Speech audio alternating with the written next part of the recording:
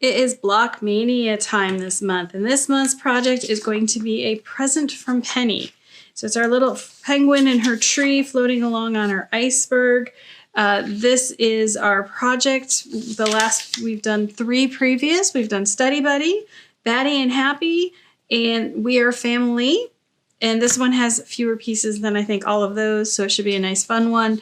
But this month we're going to focus on how to do a gentle pieced curved background. And that looks like this. So this is pieced. It is not applique on. I'm going to walk you through how to mark it, cut it, sew it, and then some tips on how to make sure it lays nice and flat for you. So we're going to go ahead and get started with that.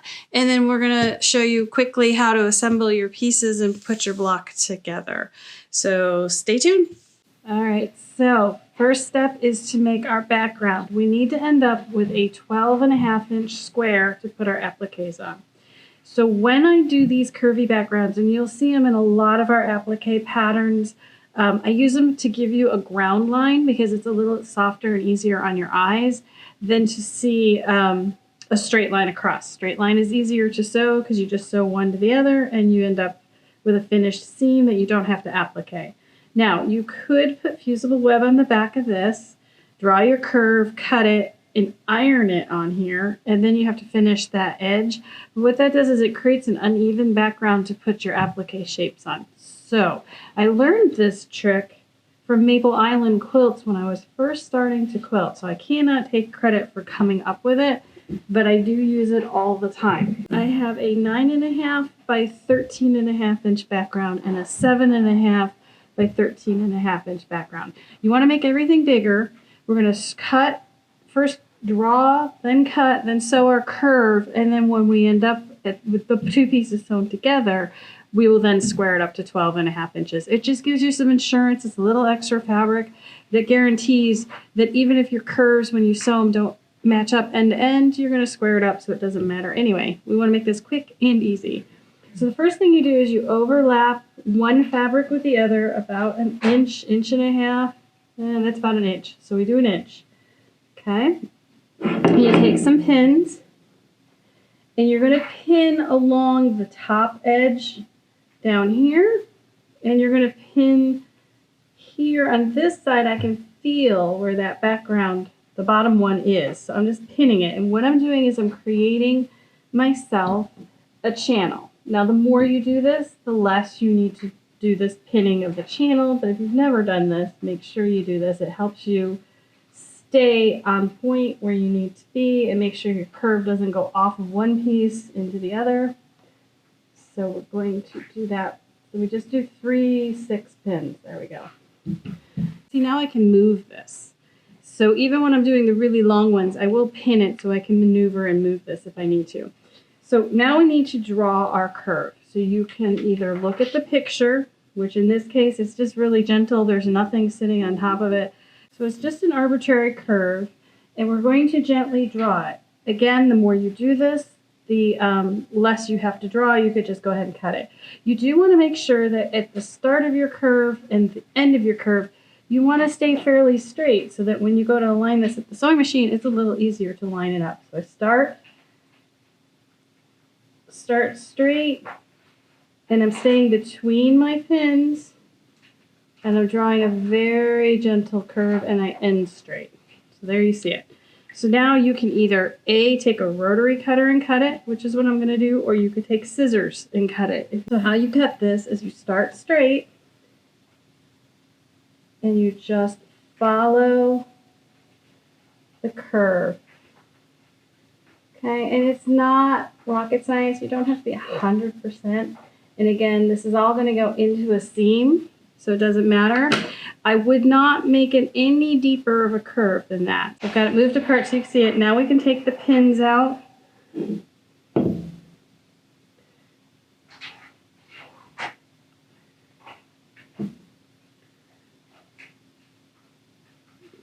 And now you have this piece on top. This is waist. We get rid of it. There's my bottom piece. This is my top piece, and underneath is a piece that is waist. So now these fit together just like that. So here's where I lose people. When we're ready to sew this, You flip this over and oh no, nothing matches. It's okay. It doesn't have to. It has to match this way and it has to be mirrored this way because we're going to sew this into that curve. So you line up your end, and I'm going to bring you over to the sewing machine, and you just sort of rock this back and forth, in and out, and you'll get it sewn. So let's go over there and sew it, and then I will show you how we press it and square it up. All right, so we're over here at the sewing machine, and I'm going to show you how I sew this curve that looks like the impossible curve. You start with your straight ends. Use your 1/4 inch foot, and I get my straight ends started. And then I pull the fabric gently. Again, this is bias, which helps and hinders. I just position the first 1/2 inch of it. And again, this does not have to be perfect. I'll show you how to fix it if it's not. And you just work it in a little at a time. You see how slow I'm sewing? And I'm pushing the top one in. I'm kind of holding the bottom one straight. And that's why that is as extreme of a curve as you want to sew.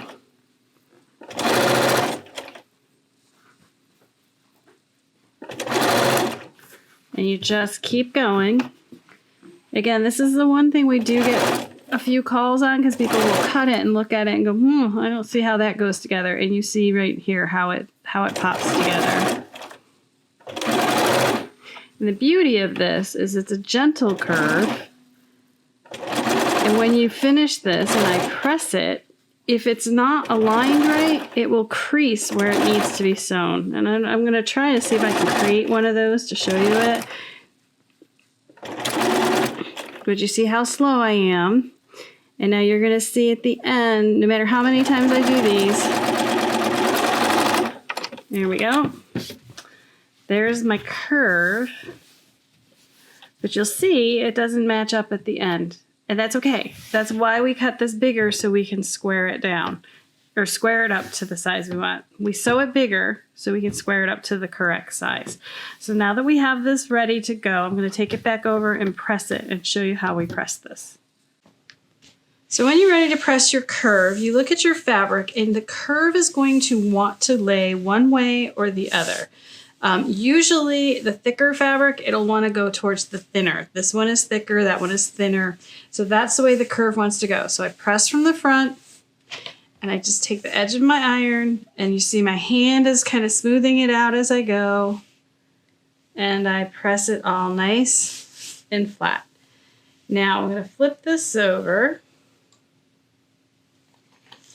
and you can see if this one doesn't want to lay flat, it's kind of poofing up on me, what you can do is you can press down a little bit. And what that will do when I flip this open is it will create a creased line. And that creased line, when I go back over and sew on that line, it's telling me that's really where that fabric wants to be. So my seam is about a 32nd of an inch down. It's not usually this fussy, but you can kind of see the crease, I think, on the camera, I hope. But the crease line goes like this, and my sewing goes up like that. So once I straighten that out and press it again, that air bubble that you see here will lay flat. So let the fabric tell you how it wants to go for a curve. This is very different from our normal sewing. So here from the front, you can see there's a shadow there. You can see it's almost an 1/8 of an inch off. So I would take this back over to the sewing machine. I'll sew my 1/8 inch. So now you can see here, this was my first line. Then I pressed it, and that's the second line. That's the line that the fabric is like, ooh, that's really where I want to go. And now when I open this up and I iron it, it will lay nice and flat for me. So then once I have all of that done, then you can go ahead and trim this up to 12.5 inch square to get our background. It helps if you have a 12.5 inch square ruler, which I happen to have, and you look at the picture, the top is wider than the bottom. You could get fancy and measure it and say, okay, this is 7 and this is 5, which is about what I think it is. But again, it's organic. It doesn't have to match my picture exactly. So we're going to get rid of that. We're going to take this. We're going to go ahead and square this up. And this is why a 12.5-inch ruler is really handy. I have all kinds of square rulers, but if you just had a regular ruler, you could just measure and mark it and then trim it with a straight ruler.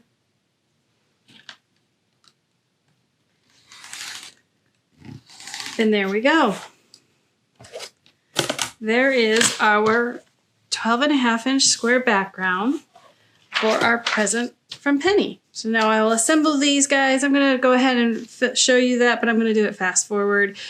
Make sure you check out our previous Block Mania videos, which I will put links below, to see how we both finish and apply or assemble them. So we have our curved background done. Now we have to assemble Penny and her Christmas tree to go on top. I am going to go ahead and build it here on our Applifuse mat using placement drawings, which I will include in the pattern. But I'm going to fast forward through this part just so you can see it. We do it each month, so I don't think I have to go into detail on this. But I do want you to be able to see it, so if you want to follow along, you can. So let's get started.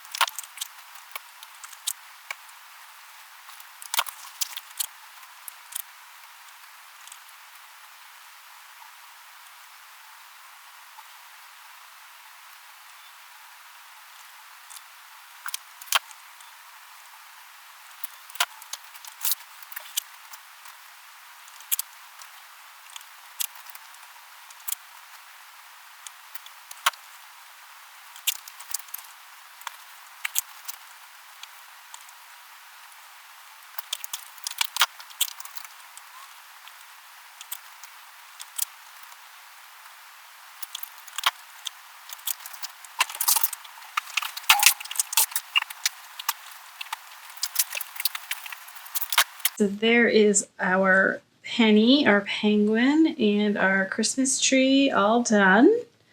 So we're going to position them on their backgrounds, on their curved pieced background. Let's move these out of the way. And we did our iceberg. So we have all of that. So now you take your picture, you look at it, and you start positioning the pieces on. Make sure you leave 1/4 inch all the way around for your seam allowance. So we have our little guy all pressed down on the background. Now we're ready to get the finishing edge stitches done. I'm going to link our videos below so you can go see in depth how I do it. I do it the same every month. But I want to talk about thread colors before I jump over to the machine. And the first one is I'm going to use the brown. I am going to match all the colors because we've got some really contrasty fabrics mixed together. We've got black and we've got white, the red and the yellow. So it's like I could just do the whole thing in black, but I think it will look much better in multiple colors.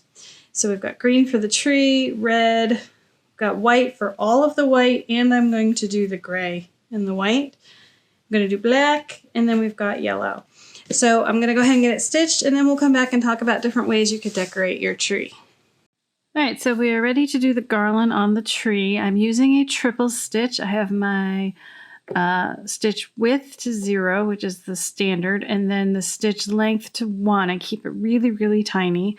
I'm using a thicker thread. This is Aurifil 40 weight, and I drew my lines, and all I did was I just looked at the picture and drew them. I didn't trace it through or anything. It was, they're just free-form garlands. So I'm going to go ahead and do this triple stitch on the garlands. Another way you can embellish this is you could sew seed beads on here. You could do French knots to put little lights on the tree.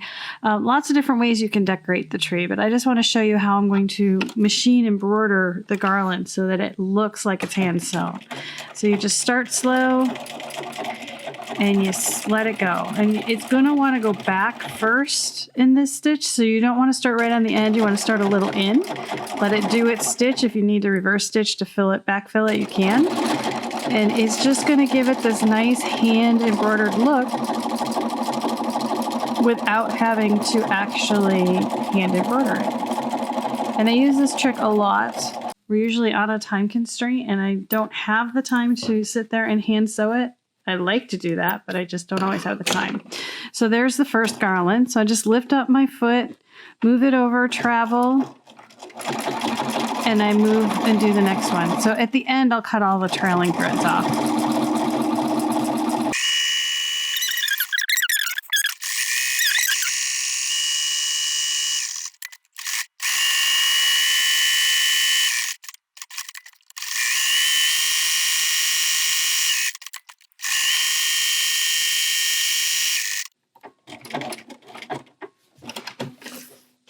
Okay, so now we've got all our machine embroidered garland on. Like I said, you can hand sew beads. You can do some French knots on here. You can do some puff glue. I mean, you can pick whatever you want to decorate your tree. But there it is with the little garland. Now I want to compare. I want to show you. This is 40 weight Aurifil, and you can just see how nice it lays down. Where this is 50 weight Aurifil, and it's nice, but it's not as strong as the 40 weight. So I'll probably go back over that with 50 weight just so it pops out more. But that is how you do machine embroidery. So there she is, all finished. There's our sweet little Penny with her present, and she's floating off to send it to you. We have our block all done. I have the embroidery done on the tree and on the present. We have our curved background. Again, you could go through here and embellish with beads or embroidery stitches or French knots to add some more decor to your tree. But I hope you've enjoyed this tutorial. I hope you've learned lots about gentle curves and machine embroidery. I thank you for watching. Make sure you check out our blog, which you can get to through our website, thewhimsicalworkshop.com. We give you kind of a sneak peek behind the scenes of this block, and you will also see all the links there for everyone else who's participating in the Block Mania blog hop. Also, make sure you like and subscribe to both our blog and our YouTube channel to be alerted each month when these blocks drop. Next month's theme will be all about stars, so let's see what I can come up with. Thanks for watching. I hope you've enjoyed this video, and if you have, make sure you like and subscribe below. You can find the Whimsical Workshop on our website, thewhimsicalworkshop.com, and that has all links to all of our other social media platforms. Thanks for joining us.